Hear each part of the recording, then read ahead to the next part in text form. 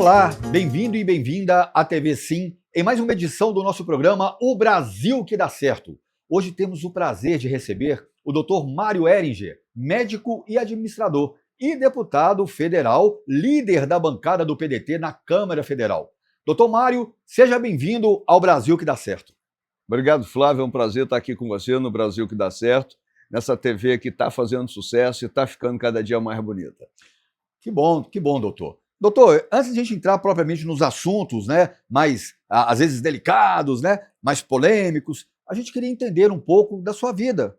Eu queria que o senhor falasse para a gente a construção do doutor Mário, né? Uma pessoa, um médico, um administrador, um homem da vida pública. Como que isso foi moldando a vida do Mário lá de Munhumirim? Isso é uma história comprida, mas a gente tenta resumir rapidamente para você. Eu nasci em Munhumirim, 1954, portanto, há 71 anos atrás. De uma família de classe média baixa. Meu pai e minha mãe tinham só o terceiro ano primário, mas optaram por investir o pouco que ganhavam em educar os filhos. Nós éramos 7, um faleceu logo na infância, aí ficamos 6 e eles conseguiram formar todos 6.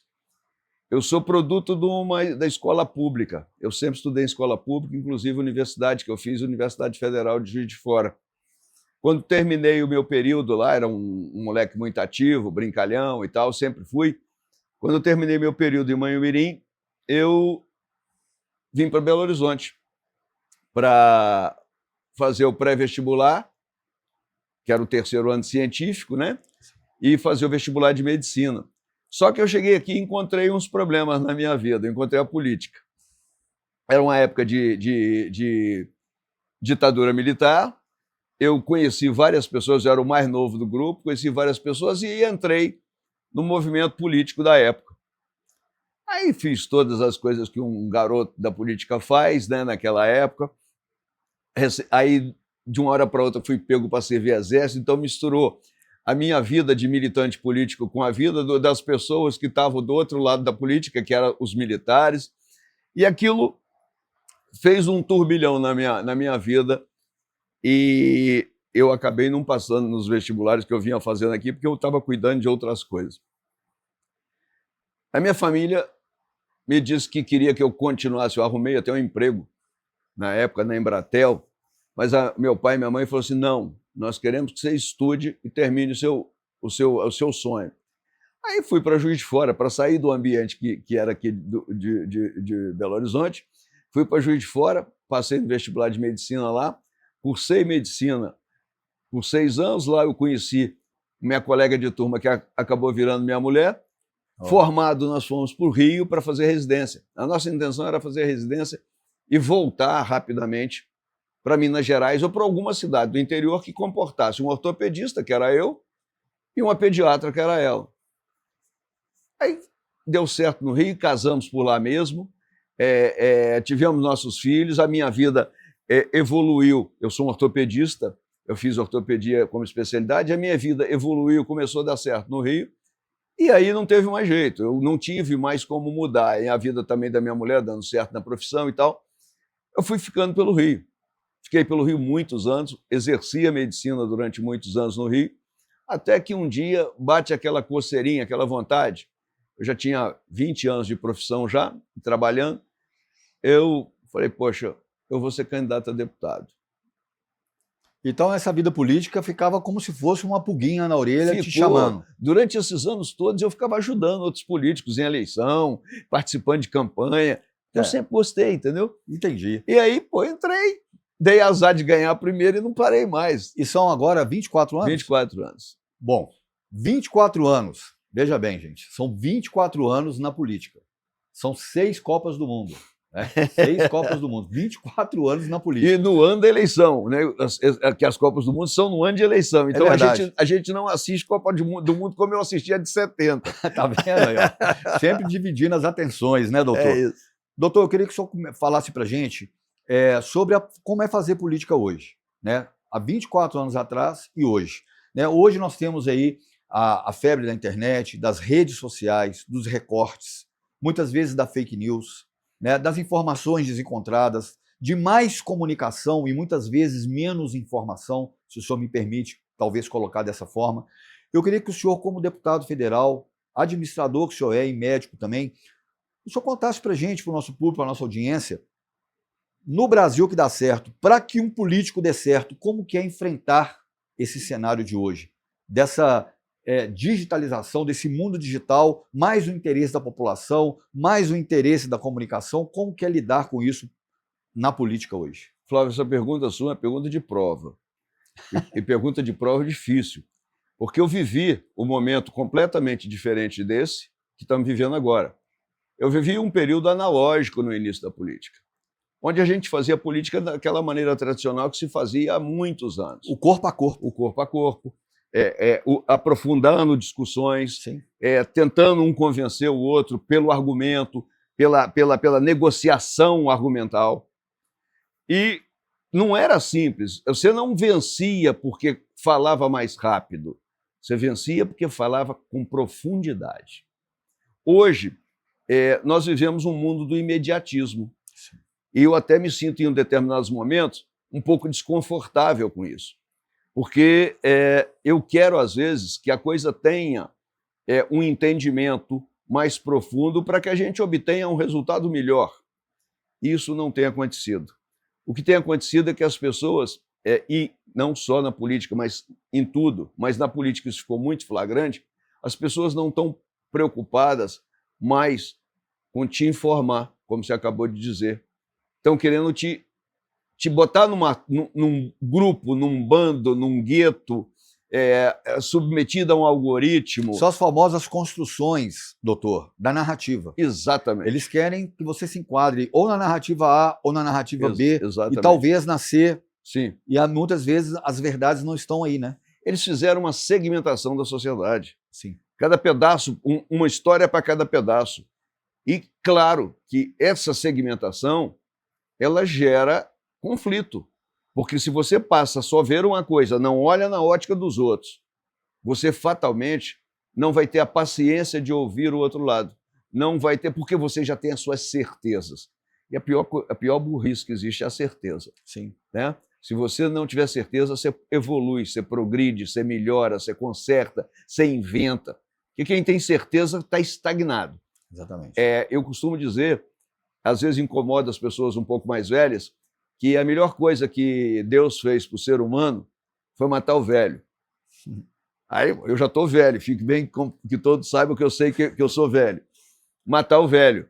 Porque na hora que o velho começa a ficar, isso não vai dar certo, eu já fiz e não dá certo, não adianta tentar, ele não promove mais evolução.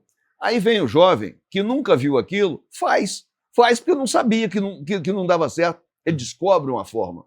Quem promove a evolução é exatamente o que chega mais novo.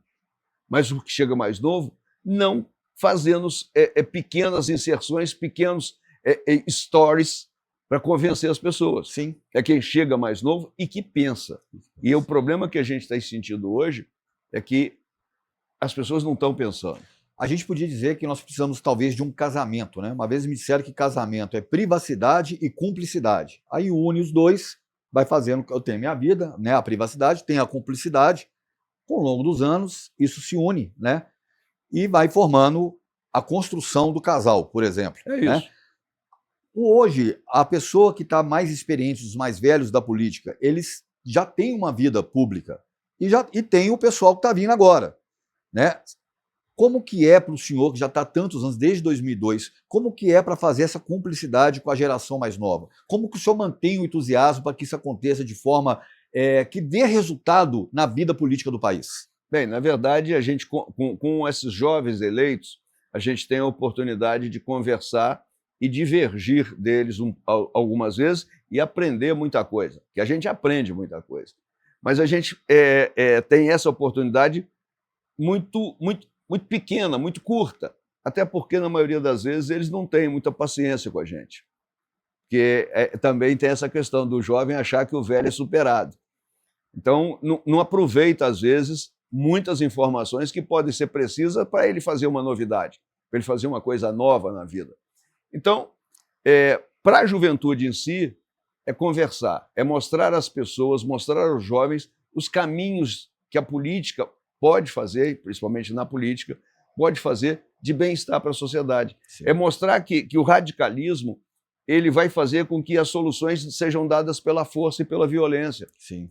Enquanto se a gente aprender a conversar, a gente resolve o problema, nem que seja 50% do problema, o que eu digo sempre também, Flávio, que política não foi feita só para vencer, política é feita para crescer. Por isso que eu tenho que conversar com todos os segmentos das nuances políticas, para que a gente possa entender e, de repente, eu queria 100% de uma coisa, eu consigo avançar 10%, 20% naquela tese, e nós vamos crescendo junto, e ninguém venceu ninguém. Então, acho que a ideia é essa. Pois é, até dentro desse assunto, o senhor teve votação em 823 cidades, né, de Minas Gerais, por exemplo. O senhor conhece bem o interior, o senhor até é do Sim. interior, né? Sou. Uma pergunta curiosa até do jornalista que vos fala, sim. Pois é, uma pergunta curiosa. Quando o senhor chega nessas cidades hoje, como que o senhor vê a população como homem público? Né? Porque o senhor tem um olhar até overview de 360, porque o senhor, além de ser um homem da vida pública e um administrador, o senhor também é médico. Né? E a saúde não envolve só o hospital, a saúde envolve tudo, né? Desde a saúde física à saúde mental. Sim. Quando o senhor visita as cidades de Minas Gerais, aí como figura pública, como que o senhor tem percebido a população hoje, doutor Mário? O senhor tem percebido o pessoal cansado o senhor acabou de citar, dessa polarização, desse imediatismo? Como que o senhor tem visto as pessoas hoje, o olhar dela para as figuras públicas? Você acha que eles perderam a esperança, ainda tem esperança? Como é que o senhor enxerga isso hoje? O senhor que é tão bem votado no interior, na minha opinião, 823 cidades é bastante coisa. Você me deu uma oportunidade de pensar nesse momento que você está me fazendo a pergunta numa coisa que é peculiar em mim, que eu normalmente não falo e não lembro quando tem que falar. Eu sou médico. E quando a gente é treinado para ser médico, a gente é treinado para ser observador. Então, a capacidade de observar me dá uma dinâmica, me dá um entendimento, porque todo lugar que eu chego, eu não olho com olho morto, eu olho com olhos de ver, de entender, de procurar, de achar problema ou de achar soluções. Atualmente, o que eu vejo muito é uma certa desesperança. Uma certa desesperança. É complicado porque nós que temos a função de lutar pelo bem-estar, que eu acho que o lucro de um país é a felicidade do seu povo, a gente que tem essa necessidade de levar essa esperança, a gente sente até uma certa barreira para começar a transpor e levar a conversa. Mas é um povo que, mesmo na desesperança, é um povo que tem uma fé inabalável. É um povo que sabe o tamanho que nós temos, o potencial que nós temos, e por isso, às vezes, o desânimo, que percebe que está logo ali à frente, uma boa solução e a gente não chega nunca. Entendeu? Então, esse povo está de saco cheio de esperar. Pois é, aí, ainda nessa pergunta, como transformar que o povo olha para a figura pública hoje, para o deputado, por exemplo, como é o senhor, deputado federal. O povo olha para o deputado federal e, como o senhor acabou de dizer, o deputado federal ainda tenta transmitir, né, o político, uma esperança de uma felicidade, de uma sociedade melhor. Como que o senhor vê hoje os políticos tratando isso acima de ser algo clichê? Porque essa frase é uma frase muito bonita e é a frase que realmente a política precisa. É de fazer a construção do bem comum e da felicidade social para o país crescer. Sim. Mas isso pode ser um clichê, um mero clichê. Como que o senhor vê essa linha? Ela é muito tênue entre o que o povo tem de expectativa do que vai se fazer com os representantes políticos com o que é feito. O senhor acha que, por exemplo, eles estão adiando muitas discussões hoje no Brasil que poderiam estar mais adiantadas? Como que o senhor vê isso? A diferença entre a verdade da frase e a frase clichê, que você tem razão, está na boca de quem a pronuncia e nos atos que essa pessoa conduz na sua vida pública. Eu estou na vida pública, como você sabe, há 24 anos. Sim. Eu entrei pela porta da frente e pretendo sair pela porta da frente. O poder legislativo não é um poder que tem poder de fazer, sim, mas ele tem o poder de brigar, de ajudar, de fiscalizar, de legislar. Sim. E é esse o nosso poder. E é isso que nós temos que fazer. E você tem razão. Tem muita gente que assume um mandato, tanto de vereador, governador, prefeito, deputado estadual, deputado federal, senador, quem quer que seja, Sim. assume o mandato e começa a trabalhar para si próprio. Uma pessoa que trabalha para si própria, ela não está trabalhando para o Brasil. Então, qualquer frase com essa conotação, ela vira um clichê efetivamente. Eu não tenho dúvida disso. E essa é a minha tristeza, porque nas campanhas se vende, eu nunca fui executivo, mas nas campanhas se vende soluções e passa o ano, passa dois, passa o mandato e nada daquilo foi sequer tentado. Não tentou atender às promessas que fez. Então, eu às vezes fico pensando que é a disputa de quem fala mais mentira. Porque o povo está ávido de ouvir as coisas e, às vezes, cai na esparrela de acreditar em coisas que não resolverão e não acontecerão. Doutor, tem escândalo no INSS, escândalo de financeiro, um monte de escândalo que está acontecendo no nosso país, cada vez mais crescente, infelizmente. Sim. O senhor acha que tudo isso, baseado nesses recortes que a gente falou até no começo do programa, como que o senhor vê a percepção do eleitor? Você acha que isso vai moldando o jeito do eleitor votar? Você acha que o eleitor já tem essa capacidade de distinguir em quem ele vai votar? Você acha que isso tem moldado, sim, o perfil do eleitor? Ou você acha que é muita confusão na cabeça deles? Como é que o senhor enxerga isso? Isso tem construído uma coisa que une tanto direita quanto esquerda no Brasil, que é a aversão à corrupção e o mal feito. Então, todo mundo não quer isso, eu tenho certeza absoluta. Só que esses mesmos fatos são usados pelos próceres da direita e da esquerda para atacar o outro lado. Sentam no próprio rabo e falam do rabo alheio. Então, é aquela coisa, eu não tenho rabo, aí o outro eu também não tenho. Mas, na verdade, todos esses dois escândalos que você citou especificamente, esse escândalo bancário agora do Banco Master e o escândalo da pensão dos velhinhos do INSS, tem gente errada de todos os lados. E a gente tem que aprender que isso não a corrupção no Brasil não é um problema partidário, é um problema endêmico, é um problema de saúde pública. Esses são ratos que estão na nossa vida pública e estão roubando do país. E isso não tem conotação política, pode ter certeza, não tem lado não. É quem está, não são todos, temos que deixar isso muito claro. Se você for observar os escândalos, em grande proporção, as pessoas referenciadas são as mesmas. Eles estão em todos os escândalos, o tipo de pessoa. Porque tem pessoa boa, tem pessoa séria, isso eu te garanto. Sim. Mas o que aparece, o que prevalece é o mal feito. Então, por isso, a nossa fama é tão ruim. Porque falar bem não tem vantagem, não precisa. Aliás, eu acho que a imprensa não está aqui para passar pano para ninguém. A imprensa está aqui, como o próprio deputado está, para fazer crítica. Sim. Para chamar atenção para as coisas erradas. Porque as coisas boas, bate palminha 2 minutos e tá bom, vamos tocar. Vamos à vida. Né? Mas a coisa ruim tem que ser, tem que bater tambor mesmo e tem que mostrar para a gente corrigir. Doutor Mário, baseado nisso que o senhor falou, uma pergunta também difícil, de prova, hein? De Enem, hein?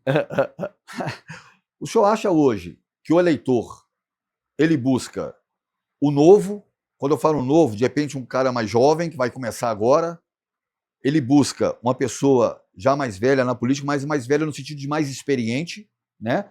Ou o senhor acha que eles estão realmente analisando tudo para tentar moldar, como a gente começou até no começo do programa, falando um pouco sobre isso, eles estão moldando o candidato ideal, unindo aí o candidato mais experiente com o candidato que está chegando agora. Como é que você acha que está o perfil do eleitor nisso? Olha, eu vou te dizer porque eu me considero jurássico, porque eu sou velho. Os eleitores que são também tão mais antigos, eles estão mais hoje fazendo votação ligadas àquela questão da fé na pessoa, da confiança na pessoa, já obtiveram o resultado que a pessoa poderia dar e sabe que a pessoa pode responder para aquilo. Os eleitores mais jovens são todos imediatistas, porque o celular, o telefone, tirou da pessoa a paciência. Hoje em dia, o sinônimo de bom atendimento não é mais um acolhimento, é a velocidade com que se atende. As pessoas estão sem paciência para ouvir mais coisa, para ser atendido. É aquela história, você liga um micro... Antigamente, você, para esquentar uma comida, botava seu pratinho num banho-maria, lá no fogão, ficava esperando, para não... aquilo demorava 5, 10, 20 minutos, você ficava satisfeito, ia lá e comia. Hoje você bota no micro-ondas, 2 minutos, você já fica na porta do micro-ondas querendo abrir o micro-ondas, que 2 minutos é muito. E porque criou uma sociedade imediatista, de alta velocidade. Isso não pode dar certo. Porque na alta velocidade você não forma consciência, você não forma conhecimento e não aprofunda, né, as ideias. Bom, doutor, vamos falar um pouquinho agora de saúde, né? Já o senhor agora com olhar médico, né? O Monjaro virou uma febre, né? O assunto do momento. É uma quase linha paralela entre a estética e a saúde e a prevenção. O senhor é o autor da PL 68 de 2026. Eu queria que o senhor explicasse para a gente um pouco agora sobre esse projeto de lei que trata sobre o Monjaro. Bem, o negócio é o seguinte, esse PL 68 de 2026 é um projeto, na verdade, é um projeto de lei que faz com que o governo tenha autorização para quebrar a patente do Monjaro.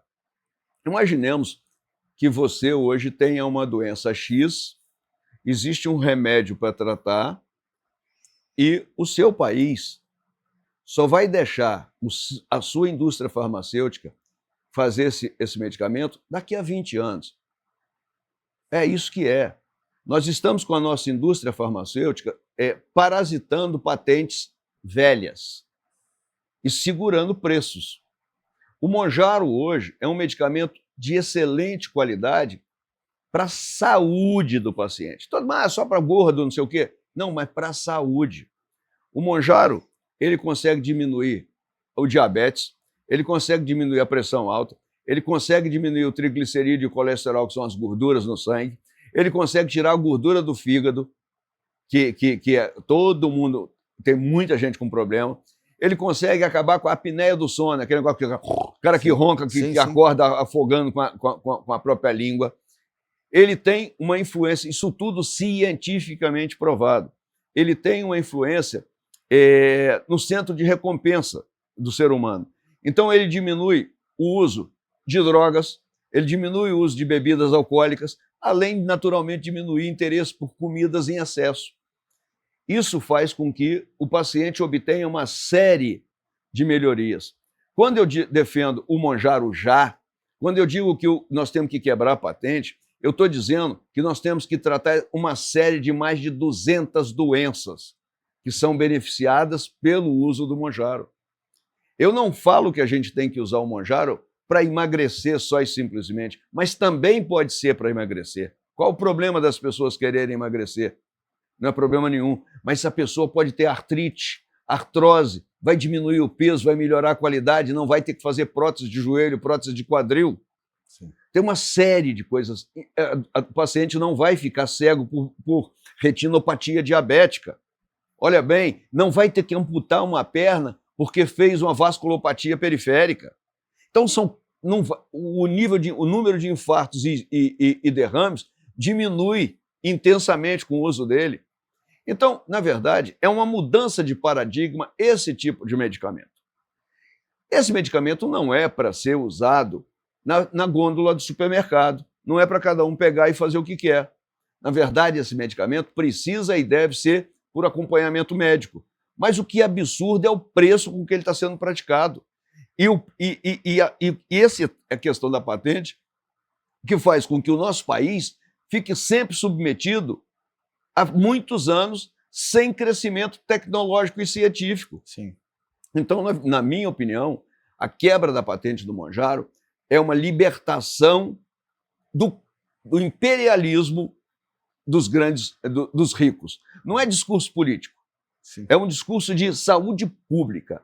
E, além disso, é economicamente, Flávio, vantajoso para o país. Não é só para a pessoa que usa. Mas, desculpa, eu te interrompi, você ia falar. Não, quem fala aqui é o senhor que manda. Eu estou aqui só para escutar e aprender. E fazer pergunta, porque eu sou curioso. Até o jornalista é curioso, né? Eu sou muito curioso. Isso é da natureza. Da natureza. Eu queria que você explicasse para o público de casa, inclusive, falando bem agora, o seguinte: o senhor falou vários benefícios que o Monjaro teria. Porque hoje se conhece mais para o emagrecimento. Sim. Como diria lá o senhorzinho Malta, lá em Roque Santeiro, tô certo ou tô Tô errado? certo ou tô errado? Tá certo. Exatamente.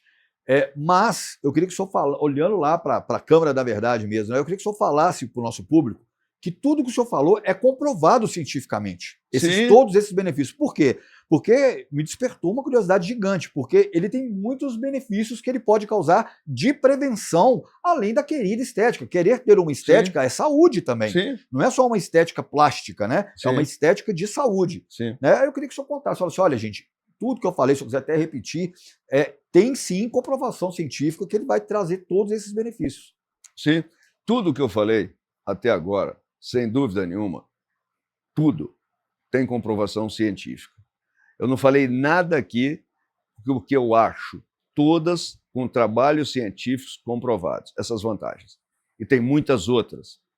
Agora, tem que lembrar também que todo medicamento precisa ser acompanhado por médicos, nesse caso específico, até por algumas especialidades, algumas outras profissões, que não são as profissões do dia a dia, mas que precisam estar junto, um nutrólogo ou um nutricionista estar junto, uma pessoa de orientação física. Tudo isso é muito importante por uma razão. O Monjaro, ele é um medicamento que ele faz com que você perca peso. Ele é um mensageiro que vai lá no seu cérebro e fala para o seu cérebro assim: meu irmão, está satisfeito, não precisa comer mais não. Meu irmão, está satisfeito, não precisa de beber mais. E ele faz com que o cérebro, ele é só um mensageiro, o cérebro e o corpo humano comecem a trabalhar de uma maneira informada para o benefício. Com isso, o que acontece? A gente perde gordura e a gente perde também músculo. Aí é onde a gente tem que lembrar que o Monjaro não pode ser de supermercado, porque precisa de um acompanhamento médico, que precisa de fazer algumas avaliações.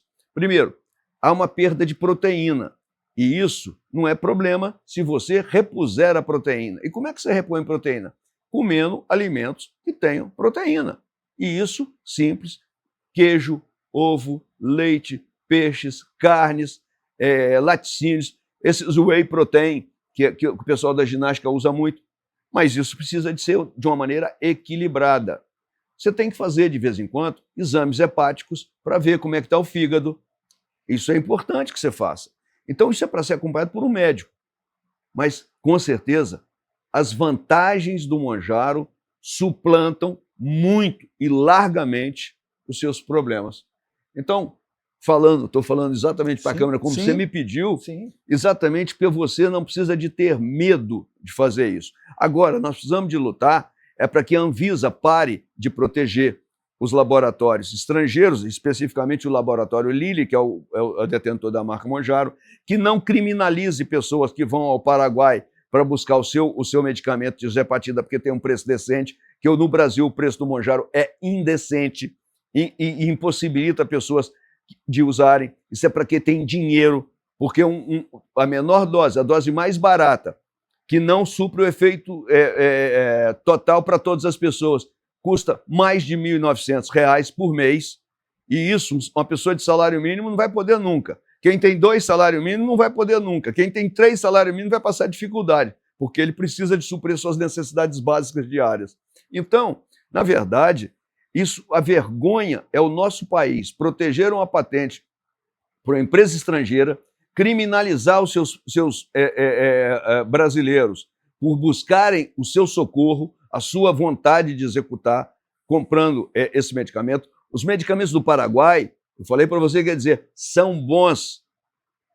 É claro que pode existir medicamento falso em qualquer lugar, até aqui no próprio Brasil, mas os medicamentos que são produzidos na indústria paraguaia são bons. Eu conheço a qualidade dos produtos. Laboratórios paraguaios já trabalham há mais de 150 anos na medicina. O Brasil tem um acordo da Anvisa com a Anvisa deles lá. Então, essa condição de proibir do Paraguai é só proteção de mercado, é só grana que eles estão protegendo para levar esse recurso para a empresa mundial, a Lilly, que hoje, meu irmão, já vende mais do que o Viagra no mundo.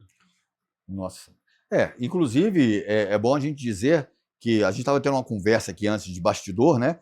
E o senhor está me falando que pode custar a miligrama, o tratamento com a miligrama menor a partir de R$ 1.800, R$ 1.900, e quem precisa de uma miligramagem maior pode chegar a uns 3.700, 3.800. 3.800, né? Depende do que a pessoa precisa de consumir. Isso. Agora, conta pra gente assim, se o projeto de lei é aceito, é sancionado, quanto que seria mais ou menos o preço disso para o cidadão?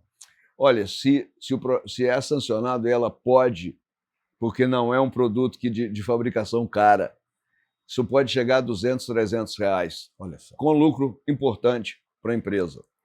Não tenho dúvida nenhuma. Se a gente importar do Paraguai, tudo regular, importação grande, a gente vai comprar por isso. O Brasil vai comprar por isso. Então, nós estamos aqui pagando essa fortuna toda e para nos submeter a um colonialismo científico que não tem sentido. Tá, a gente está caminhando quase aqui para o finalzinho do nosso programa, doutor, e eu queria mais uma perguntinha sobre esse assunto. O Monjaro, né, por exemplo, ele é um medicamento que, como outros tantos e outras formas também de tratar a saúde pública, preventivo, né? Ele é mais, talvez, preventivo, na minha opinião, do que imediatista. Né? Na verdade, é o seguinte, a gente tem que entender, Flávio, que a gente tem que começar por um princípio básico. O Monjaro trata doenças. E a obesidade é uma doença. Primeira coisa que a gente tem que reconhecer é que é uma doença. Sim. Tanto é doença que as pessoas ficam loucas para emagrecer, tentando diminuir. Esse aumento de peso, esse sobrepeso, ele leva a distúrbios cardiológicos, ele leva a distúrbios articulares, ele leva a distúrbios vasculares, ele leva a vários distúrbios. Então tem que entender, obesidade é doença. E é uma doença crônica. Se você usar esse medicamento, você vai ter que usar ele para toda a vida. Você imagina você ter um medicamento que você vai ter um uso constante para toda a vida no preço que está. Sim, impossível. Isso é impossível. Então, a prevenção não entra... se todos nós passarmos a usar o Monjaro, nós que já estamos aqui meio gordinho, e que tem a pressão alta, que tem a diabetes, certamente os garotos e as garotas que virão não terão. Sabe por quê? Porque eles serão criados por pessoas reeducadas, que seremos nós. Eu chego hoje, eu não como mais a quantidade que eu comia, não, porque eu seleciono. Naturalmente, né? É natural. E aí, eu não como qualquer porcaria. Os nossos filhos, os nossos netos vão ser alimentados de uma maneira equilibrada. Sim. Entendeu? Então, naturalmente, eu acho que isso vai fazer um bem para a sociedade como poucos medicamentos fizeram. Doutor Mário, 6º mandato, né? Se eu estiver errado, me corrija, 6º mandato, o senhor que está há tanto tempo, médico. Qual que é o legado que o senhor gostaria de deixar, não em Brasília, mas um legado que o doutor Mário, que é médico, que é administrador, que é um homem da vida pública, até por paixão, como o senhor contou no início do programa, qual que é o legado que o senhor gostaria de deixar na vida das pessoas? Difícil a gente escolher uma coisa para representar a gente. Essa pergunta é uma pergunta que me pega aqui um pouquinho de surpresa, porque eu não sei, sabe o que é? A gente na vida, eu sou médico, e a escolha da profissão de médico é uma escolha de ajudar as pessoas. E eu fui para a política sabendo que ajudar as pessoas na política me daria um número maior de pessoas a serem ajudadas pelos meus atos. Então, hoje, se eu tivesse ser lembrado, eu queria ser lembrado por um cara que se dedicou com muito carinho, com muita intensidade, a fazer as coisas, principalmente para as pessoas que mais precisam. Eu costumo dizer que eu gosto de brigar muito para cima e gosto de fazer carinho para baixo. Eu gosto de conviver com as pessoas que mais precisam, eu me sinto num ambiente mais confortável. Quem me conhece sabe que eu não gosto de frequentar e não frequento, não porque por preconceito, não, é porque eu sou de origem pobre. Eu não gosto de frequentar salões com roupas bonitas, com ternos. Eu faço isso quando precisa, que a minha profissão exige. Mas eu sou um cara que eu gosto mais de estar com o pé no chão e no meio das pessoas. Então eu quero ser reconhecido por um cara que trabalhou muito tempo pelas pessoas que mais precisam E não precisa de estátua, não precisa de homenagem, nada, só a memória. E olha que a gente nem falou da panturrilha do Neymar, hein? O senhor que é ortopedista. Pois é, aquela panturrilha está me preocupando. O que é que o senhor acha, né? Aquela panturrilha está me preocupando. Esse é assunto para um próximo programa. Sim, nós vamos falar de futebol. Muito bom.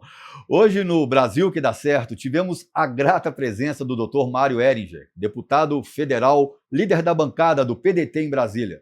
Dr. Mário, muito obrigado pela presença. Obrigado por estar conosco e obrigado a você que esteve conosco, obrigado pela companhia e até o nosso próximo programa, O Brasil que dá certo.